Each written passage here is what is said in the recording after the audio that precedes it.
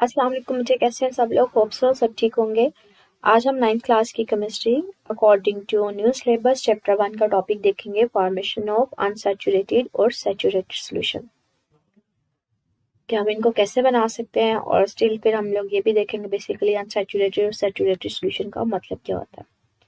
तो पहले तो वो कहते हैं क्या करें, आप एक बीकर लो, उसमें 100 ग्राम जो है ना वो पानी के लो। ठीक है, एक बीकर में आप पानी लो 100 ग्राम और उसमें क्या करना शुरू करो, एक चम्मच से एक टेबल जिसका 5 ग्राम होगा, मतलब उसमें 5 ग्राम शुगर जो है वो ऐड कर दो। चीनी के 5 ग्राम जो यूजुअली एक चम्मच के बराबर होता है उसको ऐड करो और उसको अच्छी तरह से मिक्स करो, स्टिर करो। चीनी क्या होगी, वो पानी में डिजोल्व होना शुरू हो जाएगी। फिर वो कहते हैं आप एक थोड़ा 5 ग्राम शुगर के और लो, उसको भी हल करो, वो भी उसके अंदर पानी के अंदर डिजोल्व हो जाएगा। ये जो सॉल्यूशन है ना, इसको हम लोग नाम देते हैं अनसैचुरेटेड सॉल्यूशन। अब एग्जैक्टली इसकी डेफिनेशन भी यहाँ पे है। अनसैचुरेटेड सॉल्यूशन है क्या? वो सॉल्यूशन जिसमें अगर आप मजीद चीनी की या सॉल्यूट की मिकदार डालो किसी पर्टिकुलर टेम्परेचर पे, तो वो उसको सारे को डिजोल्व कर ले, अपने अंदर हल कर ले। उस सॉल्यूशन का नाम देते हो अनसैचुरेटेड सॉल्यूशन। के स्टार्टिंग में हमने पानी लिया, उसमें 5 ग्राम शुगर के डाले तो वो चीनी उसमें हल हो गई।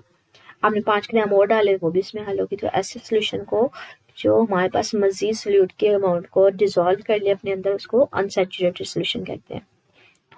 कहते हैं आप क्या करो, आप चीनी ऐड करते जाओ सॉल्यूशन में। ठीक है, और जैसे ही आप चीनी की मिकदार बढ़ाते जाओगे, चीनी में ऐड करते जाओगे, एक टाइम ऐसा आएगा कि जो चीनी है वो हल होना बंद हो जाएगी। ठीक है, मजीद चीनी उसमें जब आप ऐड करोगे तो वो उसके ऊपर हल नहीं होगी, उसी टेम्परेचर के ऊपर जहाँ पे आपने पानी लिया होगा। एक पॉइंट ऐसा आता है, एक स्टेज ऐसी आती है कि जब मजीद चीनी डालने पे वो उसमें हल नहीं हो रही होती। आपने देखा होता है कि स्टार्टिंग में आपने एक्सपेरिमेंट किया हो, तो आप जब चीनी को मिक्स करते हो शुगर को पानी में, तो स्टार्टिंग में तो वो हल होना शुरू हो जाती है, लेकिन एक टाइम ऐसा आता है कि नीचे बॉटम पे ना बैठना शुरू हो जाती है, तो सेटल डाउन होना शुरू हो जाती है बॉटम पे। ये जो सोल्यूशन होता है ना, इसको नाम देते हैं सैचुरेटेड सोल्यूशन।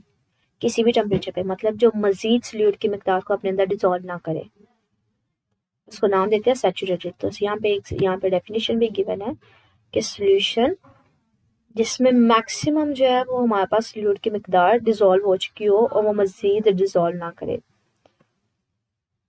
उसको नाम देते हैं सैचुरेटेड सॉल्यूशन का। तो ये एक डिफरेंस है सैचुरेटेड और अनसैचुरेटेड। कहते हैं हमारे पास जो डिफरेंट सॉल्यूट्स होते हैं ना, उनकी सॉल्युबिलिटीज वो भी डिफरेंट होती हैं किसी भी सॉल्वेंट में। मतलब अगर आप सॉल्यूट्स जो है वो चेंज कर दो, तो कोई सॉल्यूट ज्यादा सॉल्युबल होता है, ज्यादा डिजोल्व, उसकी अमाउंट जो है वो ज्यादा डिजोल्व हो जाती है, किसी की कम हो जाती है। तो उनकी सॉल्युबिलिटीज हल होने की जो सलाहियत है, मिक्स होने की, वो कम डिफरेंट होती है। फॉर एग्जाम्पल आपको कहते हैं आप क्या करो, एक सैचुरेटेड सोल्यूशन लो शुगर का और सोडियम क्लोराइड का।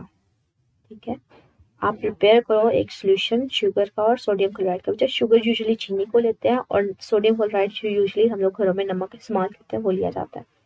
कहते हैं इनका सैचुरेटेड सॉल्यूशन बनाओ, मतलब पानी में इन दोनों को हल करके रखो, मजीद वो हल ना हो रहे हो।